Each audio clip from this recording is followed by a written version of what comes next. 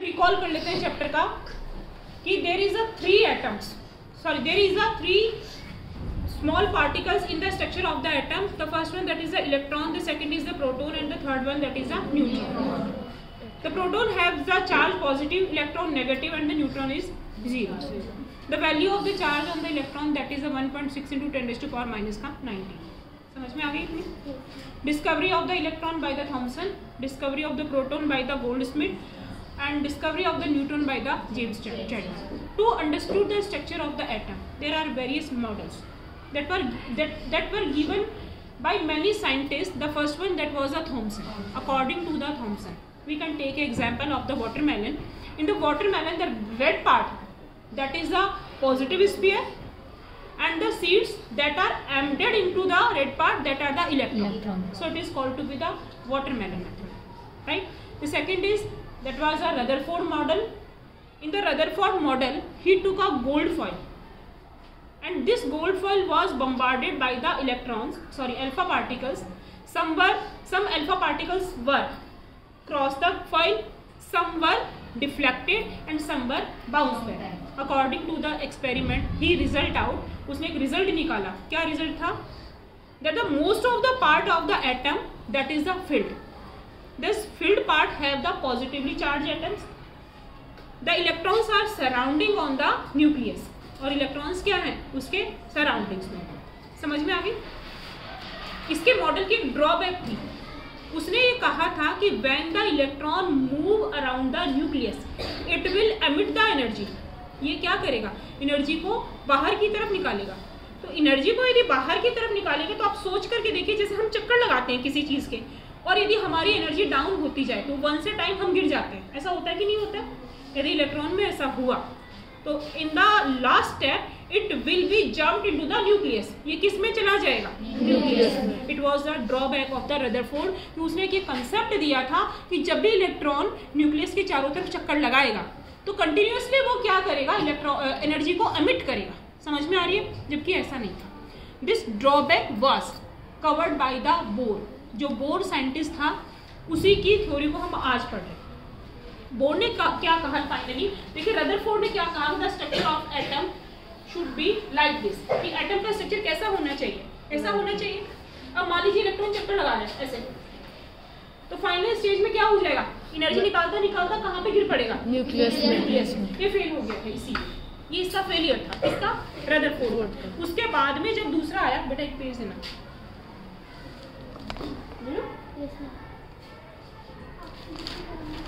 उसके बाद में जब दूसरा आया, कौन आएगा? बोर. कौन आएगा? बोर. उसने क्या कहा था कि the structure of the atom will be given like this. कि सबसे पहले क्या होगा?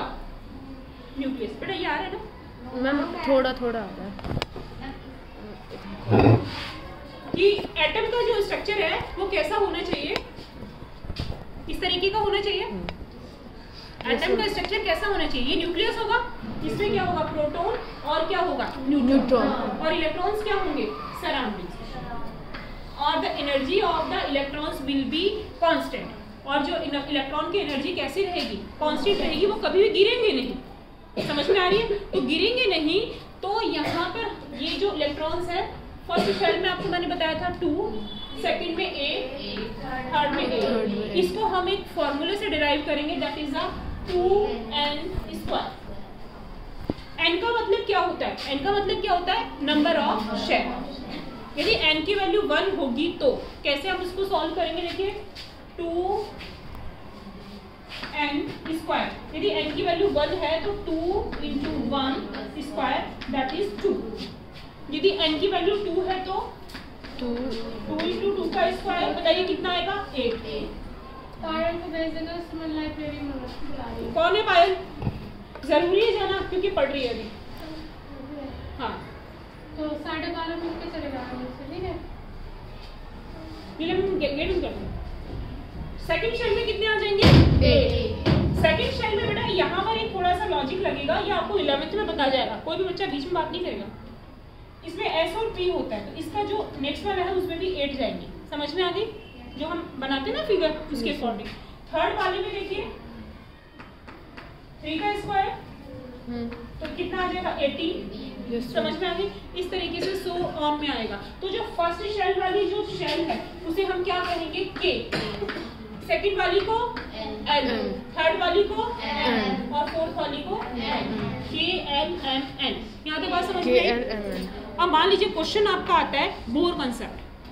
बोर कंसेप्ट में आपको लिखना क्या है? एक बार आप मेरी बात ध्यान से सुनेंगे।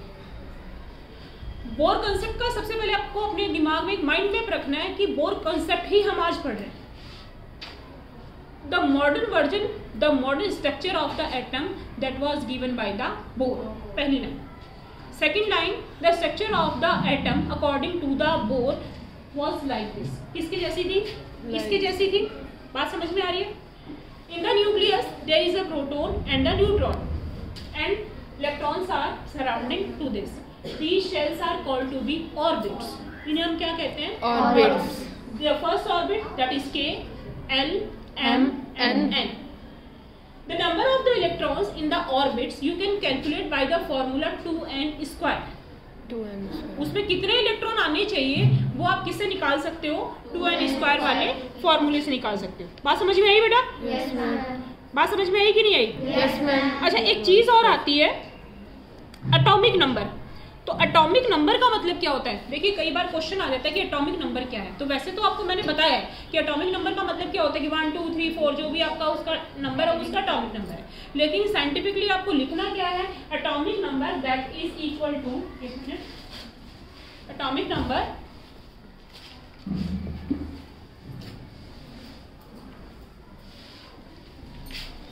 Number is equal to number of proton. Atomic number किसके इक्वल होगा? प्रोटॉन के। Number of proton. ये बात समझ में आई आपको? Yes ma'am. एक बार फिर से, एटॉमिक नंबर किसके इक्वल होगा बेटा? प्रोटॉन के। और एक होता है एटॉमिक मास। एटॉमिक मास किसके इक्वल होगा? Neutron plus proton. ये बात समझ में आई? तो ये क्वेश्चन कई बार ऑब्जेक्टिव में आता है कि atomic number is denoted by, तो आप क्या लिखेंगे? Number of proton. Atomic mass that is neutron plus proton plus में न्यूट्रॉन। यहाँ तक हो जाएगा बेटा? Yes ma'am. यहाँ तक कोई डाउट? केएलएम मैंने आपको समझ में आया? Yes ma'am. अभी मैं आपको बताती हूँ और भी।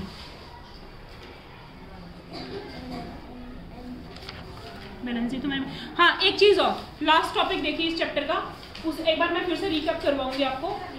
ये समझ में आया आपको? Atomic number. देखिए जब हम रफली पढ़ते हैं, रफली का मतलब हमें नॉर्मली हमें पता होना चाहिए कि what is the atomic number. Then you will say that I know about the 20 elements in the 9th standard, कि मैं 20 एलिमेंट्स के बारे में जानती हूँ। कैसे जानती हूँ? Hydrogen, helium, lithium, beryllium, boron, carbon, nitrogen, oxygen. और जिस नंबर पर, मैंने आपको यही बताया, जिस नंबर पर ये आते हैं वही इसका क्या होता है? Atomic number. How to write, लिखना कैसे है, किसमें? आंसर शीट में। तो वो आपको अंडरस्टूड है? आंसर शीट में आप क्या लिखेंगे? Atomic number that is equal to the number of proton. यहाँ तक बात समझ में आ गई? yes, मैंने आपको ये भी बताया था, ये मैं आपको रिपीट इसलिए कर रही हूँ कि आप कंफ्यूज नहीं होंगे, कि atomic mass is equal to 2 multiply by the atomic number. आपको बताया, रफली आइडिया यही होता है। एग्जैक्टली क्या आएगा? Atomic mass is equal to number of proton plus में नंबर ऑफ न्यूट्रॉन। एक क्वेश्चन जो है हर साल आता है 9th में कि what are the isotopes, Hindi में उसे कहते हैं समस्थानिक। आप ध्यान से सुनेंगे। और एक होता है isobar, as it is 11th 12th में दे रखा है। समझ में आ रही है? ये जो 9th की बुक है ना, ये 11th क्लास का एक छोटा वर्जन है, आप मान के चलेंगे ये चीज। तो आइसोटोप क्या होते हैं? फर्स्ट ऑफ ऑल ये ध्यान रखेंगे, isotope means same in atomic number. कि आइसोटोप सब हाँ किसमें सेम होते हैं? एटॉमिक नंबर में। सॉरी, हाँ आइसोटोप्स किसमें सेम होते हैं? एटॉमिक नंबर में। और एटॉमिक मास में ये क्या होते हैं? क्या डिफरेंट होते हैं। अच्छा मैं एक एग्जांपल पूछती हूँ आपसे, 6C11, 6C12, जो नीचे लिखा हुआ रहता है वो क्या होता है? Atomic number. और जो ऊपर लिखा हुआ रहता है वो क्या होता है? Atomic mass. इसको हम इस तरीके से लिखाते हैं, मान लीजिए Z कोई एलिमेंट है, मान लीजिए क्या है? Z कोई एलिमेंट है। नीचे की तरफ तो हम क्या लिखेंगे? Atomic number. Atomic number. और ऊपर क्या लिखेंगे? Atomic mass.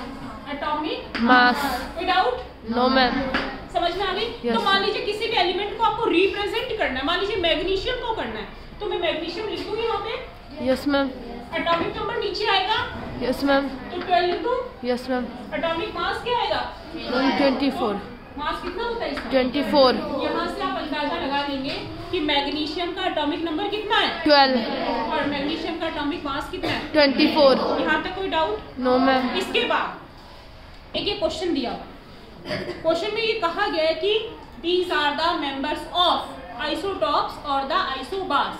आपको एकदम पक्का पता होना चाहिए, एकदम से पता होना चाहिए कि in the isotopes atomic numbers are same, Yes. Atomic mass are different. यहाँ पे आप देखेंगे दोनों का 6 है, that means atomic number same है और एटॉमिक मास क्या है? अलग है। तो दीज आर आइसोबार। कोई डाउट? No ma'am. हो जाएगा ये आइसोटॉप्स? आइसोटॉप्स, हाँ मैम। इसके बाद हो जाएगा बेटा? Yes ma'am. इसके बाद अभी मैं आपको 1 बाय 1 पूरा और बताऊंगी जैसे ये हो गया। फिर इसके बाद में आता है, यदि मैं इसे उल्टा कर दूं कि atomic number different, atomic mass same. और एटॉमिक मास सेम। अब देखते हैं हम एग्जांपल। 7 nitrogen 14, 8 oxygen 14। समझ में आ गई? Yes ma'am. यहाँ पर देखेंगे क्या सेम है? मैम एटॉमिक मास सेम और है, एटॉमिक नंबर क्या है? अलग है। तो इन्हें हम क्या कहेंगे? आइसोबार। कोई डाउट? No ma'am. ये ठीक है। तो इस चैप्टर का एक बार हम समरी देखते हैं। इसे मिटा दूं? Yes ma'am. और जो बच्चा क्लास में रेगुलर आ रहा है, जिसने एक भी दिन की छुट्टी नहीं की है, उसे ये चैप्टर बहुत अच्छे से आ गया। देखो इस चैप्टर में हमने क्या क्या पढ़ा। सबसे पहले पढ़ा हमने इलेक्ट्रॉन, इसकी डिस्कवरी, इस पे चार्ज, प्रोटॉन पढ़ा और न्यूट्रॉन पढ़ा, ये पढ़ा। फिर हमने क्या पढ़ी? मॉडल्स पढ़े किसके? मैम थॉमसन, रदरफोर्ड और बोर। मैम रदरफोर्ड और बोर। और बोर।